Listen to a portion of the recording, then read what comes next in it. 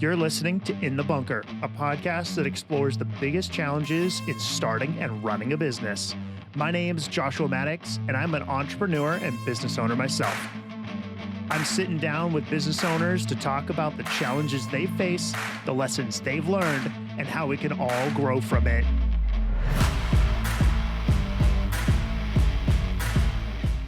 I'm excited for today's episode. We have Yusuf Saleeby, also known as JP, on the show with us today. JP has been faced with the challenge of marketing in his business. However, despite the odds, he has really solved this issue through trial and error. He's seen a 275% increase in new clients, and JP has an amazing list of past achievements and recognition in the medical field, and he'll dive into that a little bit further here in just a second. He's helped lead, shape, and guide all different aspects of medical and health over the past 30 plus years in that medical field. He's helped his patients improve their health in spite of that ever-growing challenge of reaching more people and that marketing aspect. There's so much to learn from him, and I'm super excited to jump in and learn about all he's overcame and where his business is today. Glad to have you on the show today. Thanks, Joshua. Glad to be here. Awesome. So let's dive in and walk through what is your give us that 90-second background. Who are you? How did you get here? What do you do? Sure. I'm classified as a functional medicine physician currently. This is my second career in medicine. My first was about a 20-year career in more conventional mainstream emergency medicine. With that job of dealing with urgent and emergent care, both the acute injuries, were great at that in the United States.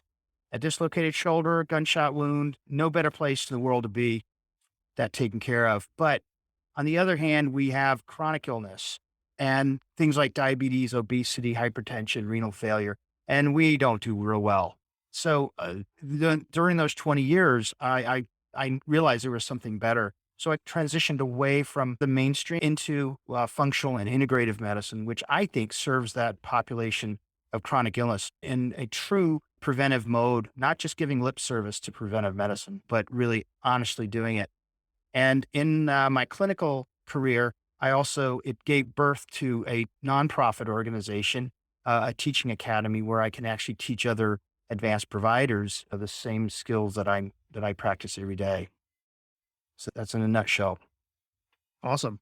Yeah. And the difference there you're talking about is that active versus reactive, or the proactive rather than reactive. And like you said, our medical industry is great at being reactive to whatever is thrown at it. But the proactive aspect, I definitely have seen, personally, it's definitely something that I think there's a big room for improvement in. Yep. Yeah, like I said, there's a lot of lip service in conventional medicine about preventive medicine, but in actuality, it's not really practiced. Well, there's a lot we can do for our patients, lifestyle management, modifications, and keeping people off of chronic illness meds. Most medications are patched, leaving symptoms, not dealing with the root cause. So I know we were talking before I hit record about one of your business challenges has been sort of that marketing piece. Walk us through what were the needs there, why marketing, and what did that look like for the business? Sure. So this was all new. In medical school, they teach us anatomy, physiology, but they don't teach us any business courses. And my undergraduate was science-based as well. So I was protected for the first career by large hospital systems, and they did all the marketing, they did all the hiring. My overhead was basically my scrubs and my stethoscope, and that's all I had to deal with. I didn't have any HR or anything else in my first 20 years of medicine. So when I embarked on a solo practice, private practice, I initially embraced the insurance model, but that didn't work. And after 18 months, I looked at the numbers and I said, I'll be out of business in 3 months if I keep going this route. So I had to terminate all my managed care contracts and opt out of Medicare and all that stuff. Just turn my back completely away from that model. And in doing so, it really cut into the number of patients being referred to me, to my practice, by that system. And we lost about 60% of our Medicare patients overnight. So I realized real quickly it was a new practice. It started into the end of 2013. Brand new practice, had a very low patient base. It wasn't as if it was a traditional internal medicine practice of something like 10 or 20 years where they had built up a clientele of 3,000 patients and then they go VIPMD and they basically whittled it down to 300 lucky ones. We didn't have that. We didn't have a patient base. So we had to build it from scratch. And it took me almost 6 different marketing companies to finally have one that worked. The first 3 were really very traditional, built large marketing companies that did both print ads and billboards, and they did some digital marketing, but their main focus was on print. And that just didn't work for us. There was no return on investment. It was negative return on investment. So quickly migrated from one to another, usually not lasting more than a year with these groups. So the second to last one almost did me in, almost put me out of business. They were a local company, it's pretty small, and they promised the world and they delivered nothing. They were basically really super expensive and they came with a couple of good references. I spoke to other physician groups that were utilizing them and they gave them good reviews. But it seems the information they were trying to push on us was a lot of social media marketing. They did these big campaigns, big expensive campaigns in like Facebook and a few other social media. And I was a little hesitant, but I said, these guys are the pros. They know what they're doing. Let's go for it. And it was a complete disaster. They did have some staffing issues. Their turnover was really high. We lost our account, two different ones. And we were pretty much a small player in their group of companies that we're working with. And so we got put on the back burner.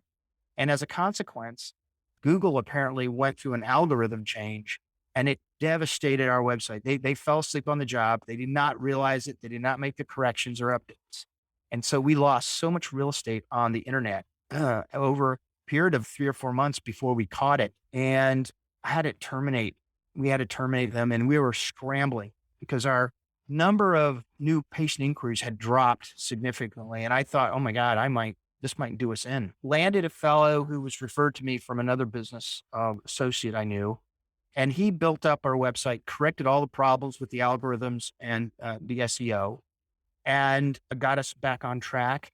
And his company, we liked him a lot. He did a great job. He's very personable, but he got really too big too fast and he couldn't keep up with his other clients.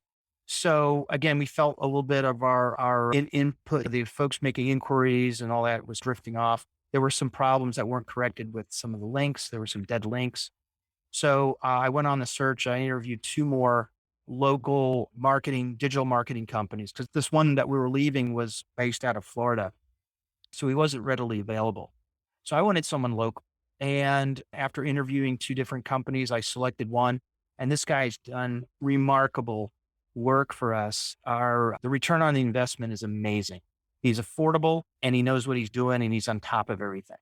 So that saved our business. And within the first 6 months, I would have to say his work alone has increased our volume of inquiries by 275%. Our conversion rate is about 48% to 52, depending on which month you study, which is unheard of in the industry. That's just unheard of digitally. It's really That's unheard. awesome. Yeah. But there were a couple other things we implemented that we did at our end. But just the fact that SEO, we did 1 month of Google ads and it just didn't pan out. There was no return on that investment. So we've let go the paid for advertising and we've let go of all the social media stuff. My wife is the office manager. She maintains a little contact with the social media and will answer inquiries that come in through there. But most of it is just a digital marketing, 99% of it. We do have one paid print ad that we run in a local medical focused magazine that comes out every 2 months. And it's a 1/4-page ad, but it doesn't amount to much. It just gives us a presence. But it's all basically, I would have to say, anyone that's doing functional medicine who's starting up a practice, I would think about doing 90% just digital marketing. And the search has to go on for the right person to do it for you. And that can be the challenge. But in addition to the digital marketing, we implemented a very much personal touch. We didn't want to automate our websites. That became a cliche. And a lot of people just don't like that, especially older patients. They like that human contact. So we actually hired 2 staff members who work from home. And all they do is they make that initial contact. They're our Walmart greeters, if you will. And that has bolstered our conversion rate. They are the ones that are responsible for us closing the deal on new patient inquiries coming in. They understand the practice. They feel there's a personal touch. We have a set of core values that are adhered to. Everyone knows them. They're posted all over the place. And we're getting this influx of patients that are looking for that. They're looking for that human touch. They're looking for compassionate people. And that's what we're portraying our business as. And in this last 2 years with the COVID pandemic, where other businesses and including medical offices have suffered, ours has flourished. My accountant asked me last year when he was handing me my tax returns, how the hell did you do that? You did better in 2020 than you did in 2019, whereas all of my other clients have suffered. And I said, first of all, we're medical, so that accounts for something, but also going from about 40 to now 70% telemedicine. And we had all platforms already set up. We didn't have to reinvent the wheel. We were doing telemedicine back in 2013. So we had all of our platforms, all of our staff and providers were all solid with those. And it was nothing from doing about 30 to 40% to now doing about 70. And so I think the combination of both the marketing and also some strategies we embarked on in our practice really helped put us where we are today. That's awesome. I want to highlight one element that you said is that you guys, in a day and age where so many companies are focused on chatbots and these automated marketing tools, you guys literally went the other direction. You said, we're going to hire 2 full-time staff members that are going to be physical people that answer the phone, make phone calls, do that initial, like you said, Walmart greeter style contact where so many companies are wanting to use a chatbot. And I think that's something that companies who are considering utilizing a chatbot, if it's not done for the right reasons, it will turn customers away. I know from my personal experience, I've been on websites where I'm like, all I want to know is if you're open tomorrow. And this chatbot just has no idea. And it's, would you like to schedule an appointment? I was like, tomorrow's hours. I'm sorry, I didn't understand. And it's just, are you open tomorrow? And it's so frustrating. And then sadly, I close the website and on to the next company and I go find someone else who is or has, that information more readily available. That's my modus operandi, my MO in running my business, whether it's this practice or I had a previous integrative practice in Savannah, Georgia years ago, was always being 20 years ahead of everyone else. As a functional medicine physician, I'm practicing medicine that's in the 21st century. A lot of our practice guidelines in mainstream medicine are 20th century guidelines. Look at the disaster we're having. Doctors are sitting on their hands. They don't know what to do for their patients as far as outpatient therapy. They're sending people home after a positive COVID-19 test and say, drink water, take aspirin or Tylenol, and then come back if you're having respiratory problems, we'll put you in the hospital. That's unacceptable. So we're, as a consequence of doing stuff, being proactive and offering treatments, viable treatments to our patients, we're getting a flood of patients. And this has actually happened in the last 6 weeks.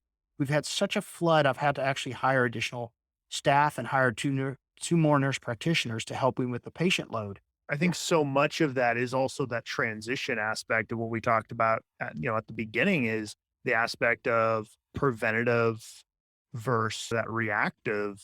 And so much the reactive of go home and if you get sick, then come back rather than, okay, what are 2 things I can do?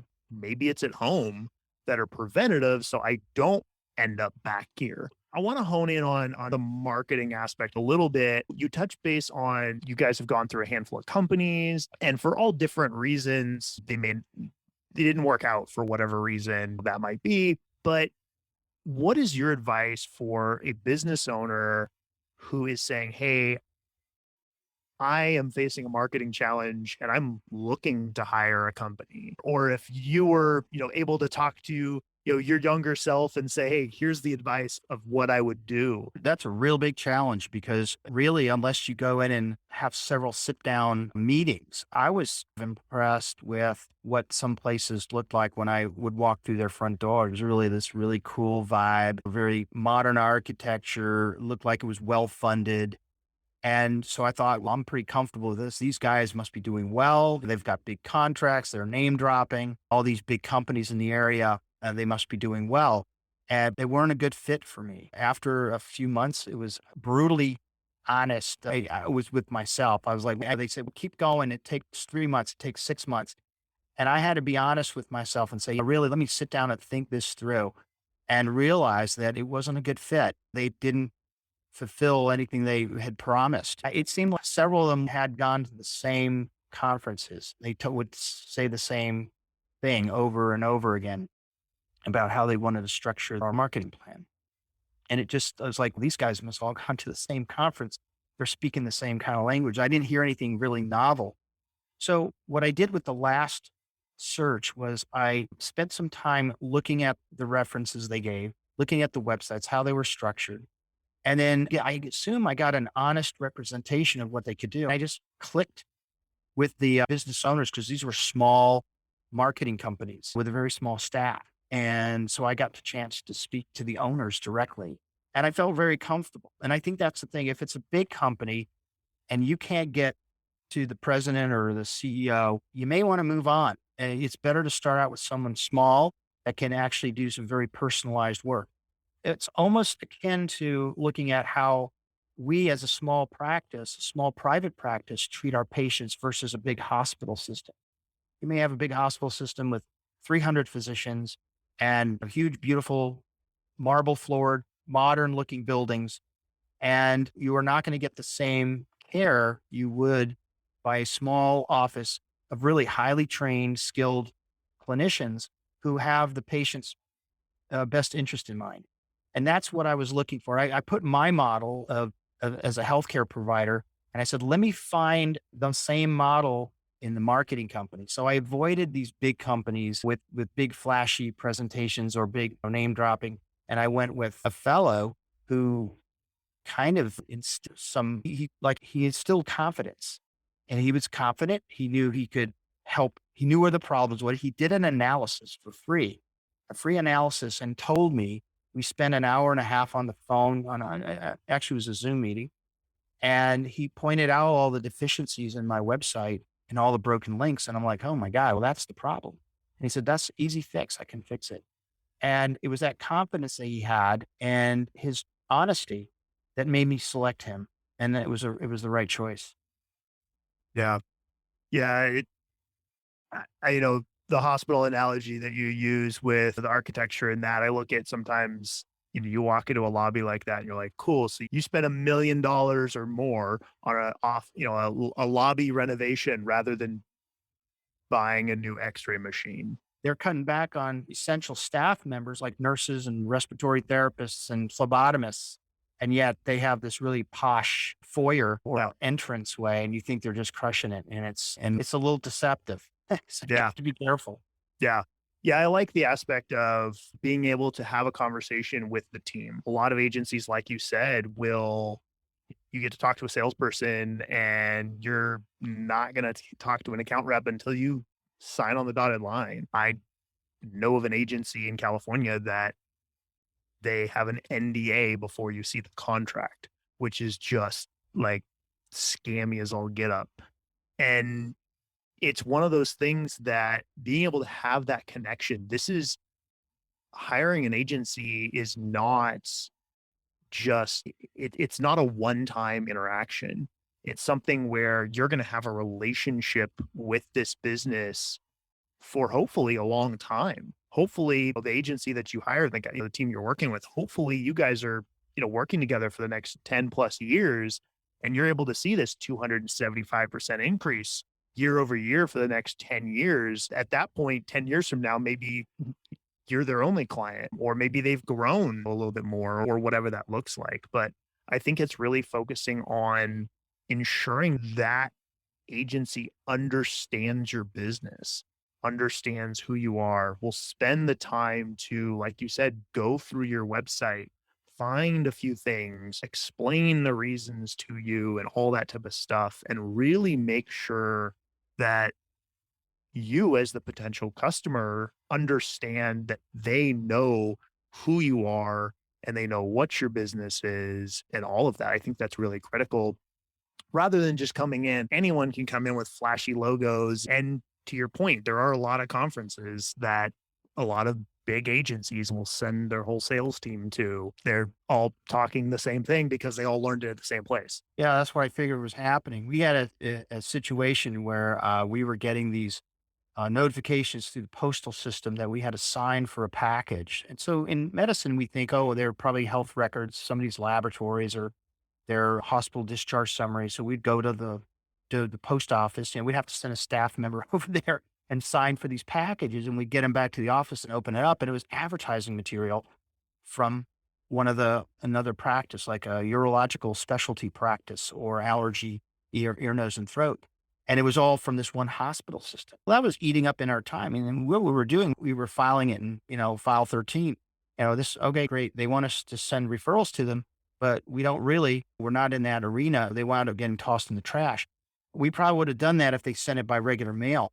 So my office manager had enough. And so she writes them and says, hey, you and several of the other folks in your hospital system seem to be doing this new marketing strategy to try to make us definitely read your stuff. That's great.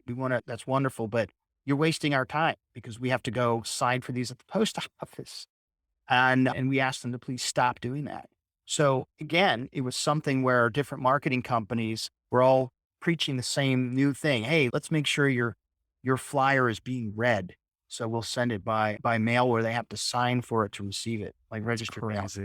It's insane. Yeah. It's that kind of thing where I think when we were dealing with that one company and they were really pushing this whole social media marketing campaign, it didn't work. I'm like, oh, I was hearing that from 5 or 6 other agencies.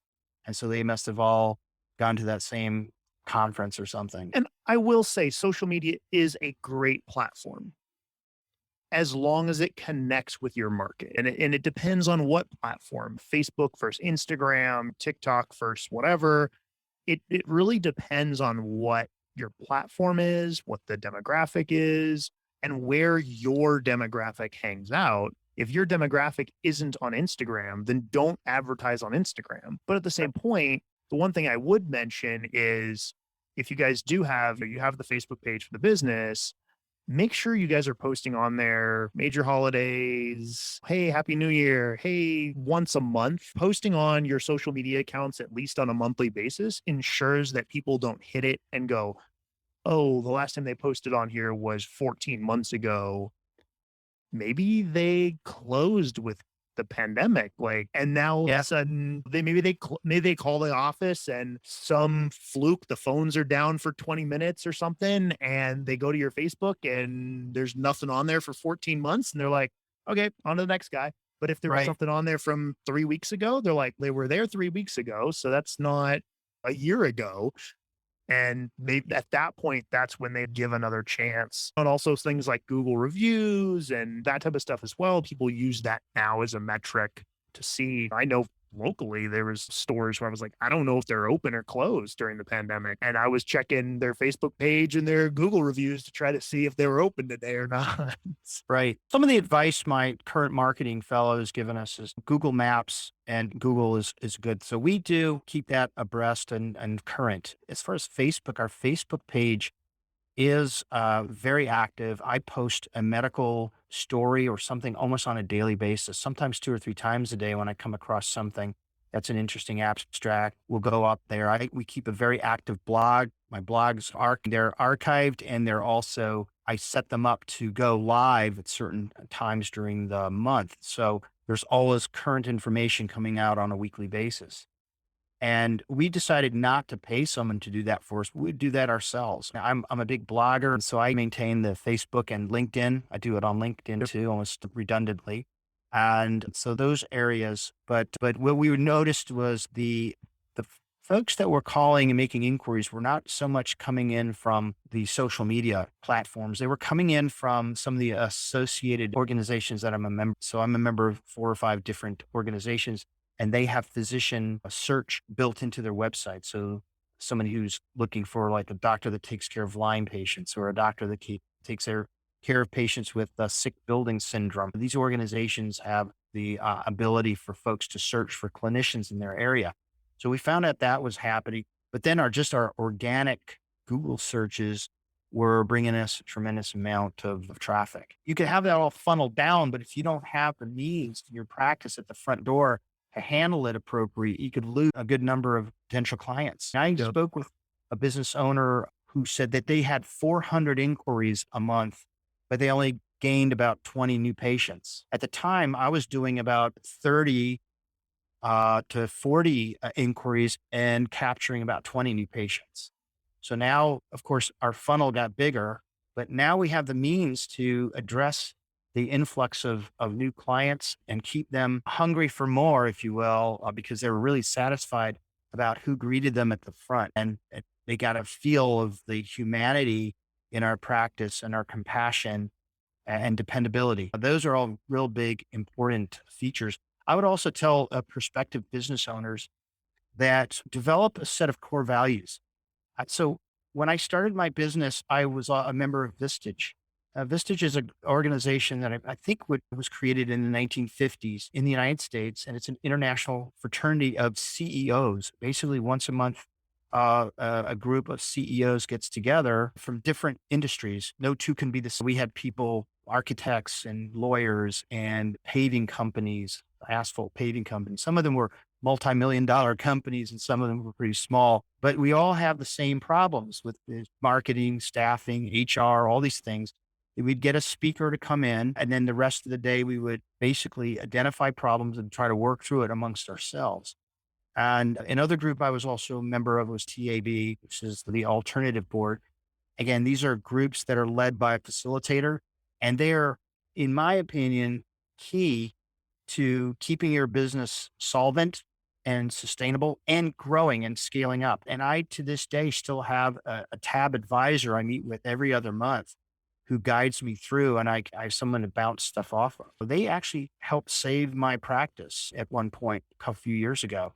And they've given great advice to help with the marketing and HR and staffing problems. So I would encourage people out there, listeners who are small business owners, to explore that and look at those kind of groups. Yeah, those are really good. I'm in Tab, and that's how we connected actually through the Tab sort of global community element.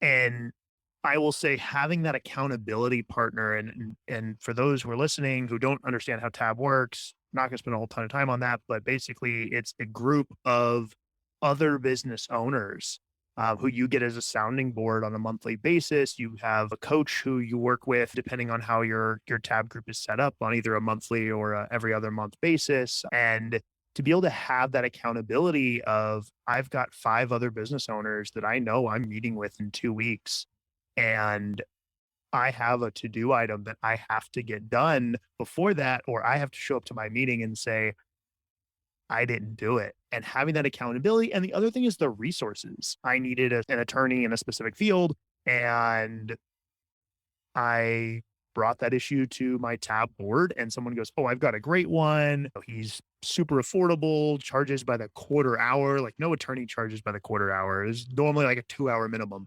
And so it's really nice to have those resources at your fingertips, and it's really great. I attribute a lot of the growth of my business to that, because when I opened up my shop, it was a solo practice outside of insurance model, what we call DPC, direct primary care. And there was no playbook. There was no manual to follow. I built it along the way. And there was a lot of bumps and bruises and scrapes. I could write a book now and tell somebody who's starting off what to do and what to avoid. But at the time, there wasn't a playbook. And I relied on Tab and Vistage to help me navigate those rough waters so that I could build a business that was sustainable and profitable. Yeah. And yeah, Sustainable and profitable is definitely yep. 2 primary elements. Man, So yeah.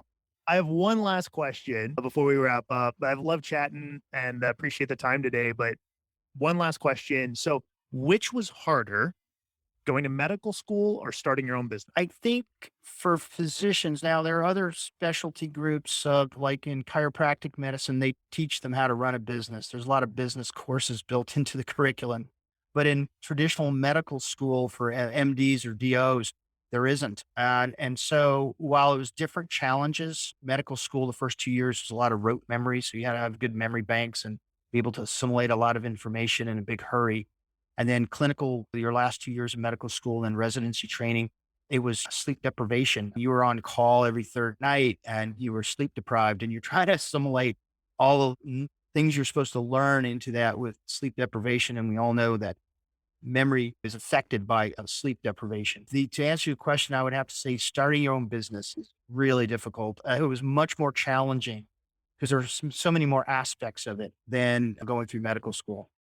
The one thing I will say as a positive with medical school is as you start a residency program, there's someone there to coach you and to lead you through that, where starting a business, there's not. And that's why we both have found programs like Tab that are essentially that for businesses. So it's been awesome. Well, I appreciate the time today. Thanks for listening to this episode of In the Bunker. As always, we can be found on Instagram, Facebook, and Twitter at In the Bunker Podcast. Be sure to share this episode and what you're going to apply from it and how that can affect your business. Make sure to tag us in that post so we can highlight your journey as well. Again, thanks for listening. Each episode of In the Bunker takes a lot of work to put together, from finding the guest, shooting, editing, all of that. And where I really could use your help is twofold. First, if you're listening to this on Apple Podcast or another podcast platform that can let you leave a 5-star review or a text-based review, I would truly and greatly appreciate that. It really helps with the algorithm and allowing other listeners to find the show. The next thing that I really need help on is sharing this with friends, family, business owners, people that you think need to hear this content. I appreciate you listening to this episode and looking forward to next week. Take care.